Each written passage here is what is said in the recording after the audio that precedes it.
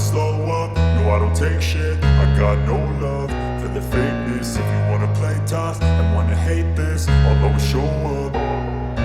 I don't ever slow up, no I don't take shit. I got no love for the fakeness. If you wanna play tough and wanna hate this, I'll always show up and make a statement. I don't ever slow up, no I don't take shit. I got no love for the fakeness. If you wanna play tough and wanna hate this, I'll always show up and make a statement. Everything I do so instinctive and so passionate. Every word I move so descriptive like an adjective. I got a vendetta against people who patented being negative when you should be getting after it.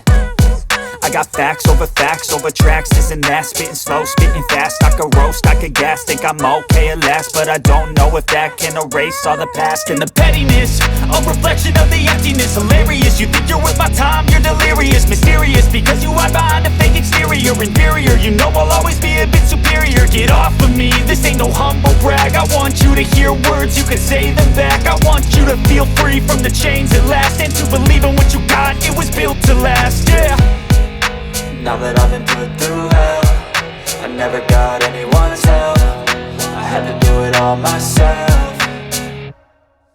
I don't ever slow up, no I don't take shit. I got no love for the fakeness. If you wanna play tough and wanna hate this, I'll always show up and make a statement. I don't ever slow up, no I don't take shit. I got no love for the fakeness. If you wanna play tough and wanna hate this, I'll always show up and make a statement. Gonna learn the consequence of being incompetent. Mental health is confidence, dreams and some honestness. I'm not here to save the day, that's for you to take away. I could play a million mind games, but instead I say something not illogical, something that is topical. Rub it on and watch it go, make yourself unstoppable. Dreams are irresponsible, but they're always possible. If you just believe, you could be so remarkable. Thoughts in my head, a collage and they spread. I'll be great one day, going off of my meds. No, I'm not giving up, no, I'm not giving in. I will make it to the top, taking off in the wind. I gotta make it, I'm saving every day to taste it. I'm patient, but my mind, it can hardly take it. I'm chasing a dream that I've had for several ages. A vacant, modern kingdom for the taking.